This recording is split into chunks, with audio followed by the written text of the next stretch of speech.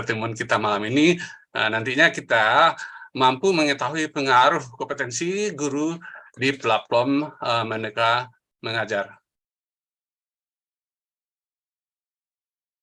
Bapak Ibu Guru Hebat Nusantara, kita lihat di sini, yang pertama sekali itu kira-kira bagaimana latar belakang lahirnya PMM. Jadi PMM, Platform Merdeka Mengajar tadi, diluncurkan pada tahun 2021. Ini bersamaan dengan peluncuran kurikulum Merdeka. Platform teknologi ini merupakan langkah lanjutan dari upaya transformasi pendidikan berbasis digital di Indonesia, serta nantinya dijadikan teman penggerak bagi guru dalam mengajar, belajar, dan berkarya. Jadi Bapak Ibu, walaupun kita tidak termasuk guru penggerak, mungkin pengaruh umur atau pengaruh lain-lainnya, tapi kita sudah termasuk teman penggerak. Jadi teman penggerak, kita alhamdulillah sama penggerak, apabila kita sudah masuk pada platform Merdeka Mengajar, kita sudah termasuk teman penggerak. Jadi Bapak Ibu Guru Hebat Nusantara, istilahnya karena ini adalah aplikasi platform Merdeka Mengajar, itu ada berapa fitur. Jadi awalnya fiturnya itu dikelompokkan secara umum dua, produk pengembangan guru. Ini arahnya nanti peningkatan kompetensi kita. Kemudian produk KBM. Ini juga nanti bagaimana peningkatan praktek mengajar kita. Mungkin yang pertama sudah sama-sama mengetahui kita ada video inspirasi, ada pelatihan mandiri, ada bukti karya. Itu termasuk produk pengembangan guru. Sedangkan untuk produk KBM itu awalnya adalah asesmen murid dan perangkat ajar. Bapak Ibu, terkait dengan topik atau judul pertemuan kita malam hari ini, memang kita bertanya, bagaimana PMM dapat menunjang kompetensi guru. Ini kita lihat bahwa platform Merdeka Mengajar melalui fiturnya menyediakan beragam materi. Jadi fitur-fitur yang ada tadi, yang 5 tadi, materi mengajar yang dapat diterapkan langsung di kelas, serta beragam materi pelatihan yang bisa menunjang guru dalam berkarya dan meningkatkan kompetensi. Bapak Ibu Guru Hebat Nusantara, karena kompetensi ini akan terkait dengan kinerja. Maka itu kita sama-sama mengetahui itu penilaian kinerja kita itu sekarang sudah terintegrasi kepada PMM. Dalam profesi kita sebagai pendidik yang tugas katakanlah itu adalah melaksanakan pembelajaran, ini keberhasilan dalam mencapai tujuan pendidikan itu akan sangat tergantung dari hubungan yang erat antara kinerja dan kompetensi guru. Jadi Bapak Ibu, kita buat cetak garis merah itu memang adanya kaitan yang erat antara kinerja dan kompetensi guru. Kalau seandainya bisa kita meningkatkan kinerja kita secara optimal, itu tidak dipisahkan dari kompetensi kita yang sudah meningkat. Dalam hal ini mungkin dalam pembelajaran, mungkin terhadap materi, keterampilan mengajar, manajemen kelas, evaluasi, dan pengembangan profesionalisme kita. Jadi Bapak Ibu, untuk kedepannya nanti kita akan banyak terkait kompetensi guru ini, itu terkait juga itu membahas tentang kinerja kita sebagai guru. Baik Bapak Ibu Guru Hebat Nusantara, kita akan sama-sama mengetahui sekarang itu new transformasi, misalnya transformasi masih baru tentang keberlakuan pengelolaan kinerja di PMM. Ini barangkali ini sudah sama-sama kita ketahui. Yang pertama itu adalah Peraturan Direktur Jenderal Guru dan Tenaga Kependidikan. Mungkin Bapak Ibu sudah hafal nama ini sering kali dibahas, itu nomor 7607. Ini tentang petunjuk teknis pengelolaan kinerja guru dan kepala sekolah melalui PMM. Ini peraturan ini menjadi landasan hukum terkait pengelolaan kinerja. Itu artinya tentu saja akan terkait dengan peningkatan kompetensi kita, apakah kita sebagai guru ataukah kita sebagai kepala sekolah. Kemudian yang kedua, sejalan dengan Peraturan Direktur Jenderal Guru, Dirjen KTK, ada surat edaran bersama Kepala Badan Kepegawaian Negara dan Menristek nomor 17 tahun 2023, nomor 9 tahun 2023, itu juga memperkuat regulasi sistem informasi pengelolaan kinerja guru.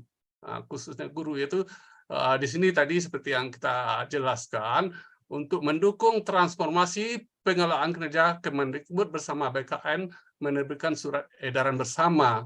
Nah, itulah yang dikatakan bahwa penerapan pengelolaan kinerja bagi guru dan kepala sekolah dilakukan melalui PMM yang nantinya terintegrasi dengan aplikasi kinerja BKN. Nah, jadi kita ulang, Bapak Ibu, mengapa kita membahas tentang kinerja, karena kinerja itu sangat berhubungan erat tadi dengan kompetensi kita. Apakah kita sebagai guru ataupun kita kepala sekolah.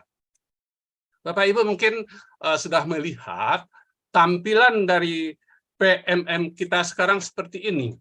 Nah, jadi ada yang pengembangan diri, pelatihan mandiri, ada komunitas, ada pengolahan kinerja, ada apa istilahnya kalau yang mengajarnya ada CP, ATP, perangkat ajar, asesmen murid, ada kelas, dan ada video impresi, bukti karya nyata, ide praktik.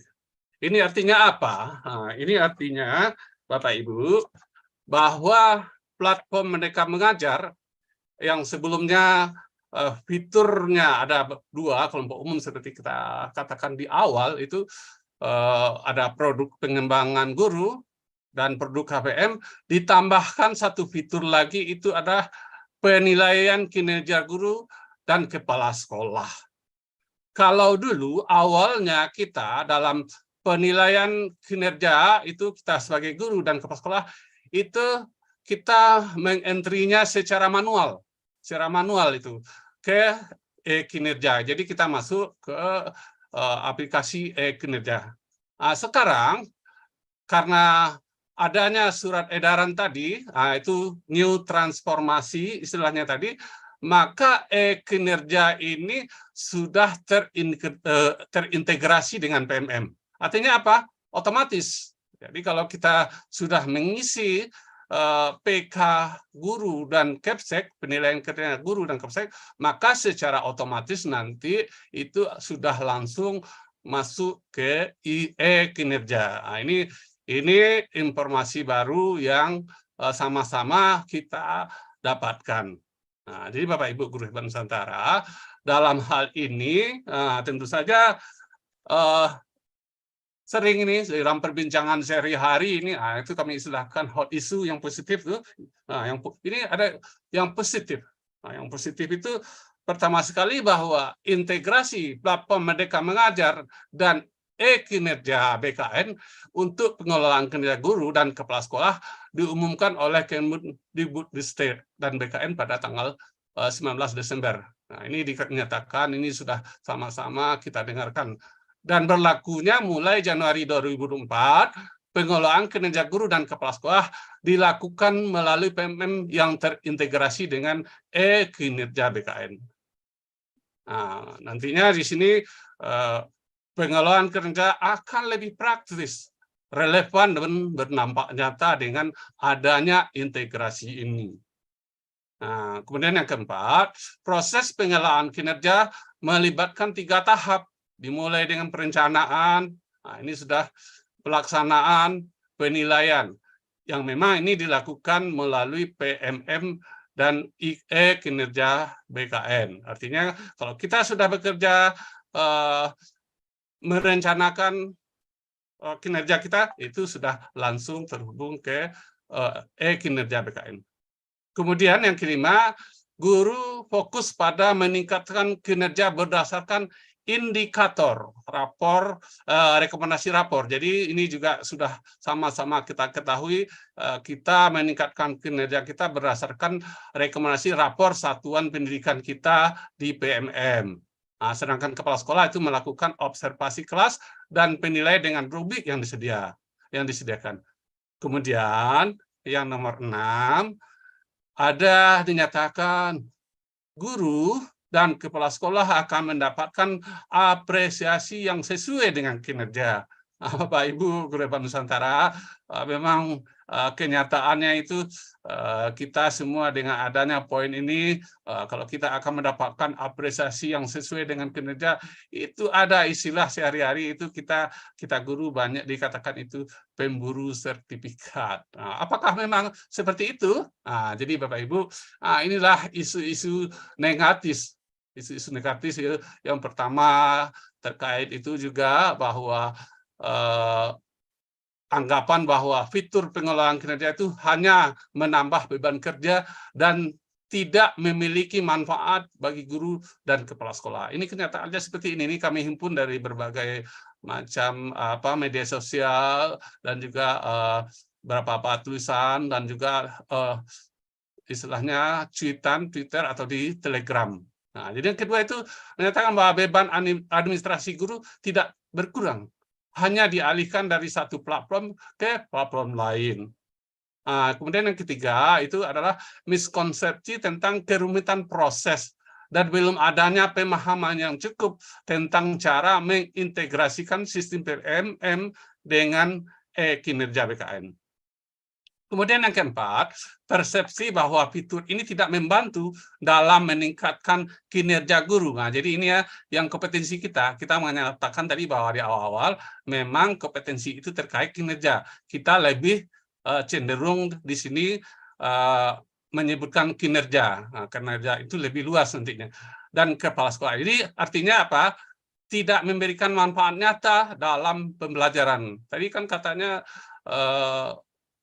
kegiatan kinerja kita itu kan berdasarkan rapor mutu pendidikan yang utama itu adalah meningkatkan kualitas pembelajaran. Jadi ada persepsi itu mengatakan bahwa fitur ini tidak terlalu membantu dalam meningkatkan kinerja guru, kepala sekolah, serta tidak memberikan manfaat nyata pada pembelajaran. Kemudian yang kelima, kurangnya pemahaman akan pentingnya transformasi pendidik, serta bagaimana PMM dapat menjadi alat untuk mencapainya. Kemudian yang keenam, tidak adanya pemahaman tentang proses siklus peningkatan kinerja dan manfaatnya bagi guru dan kepala sekolah. Ini dari cuitan-cuitan atau dari di media sosial kami rangkum, kira-kira inilah hot isu negatif terkait PMM terintegrasi kinerja terkait integrasi PMM. Jadi mungkin ini juga kami ambil dari mass media. Ini katanya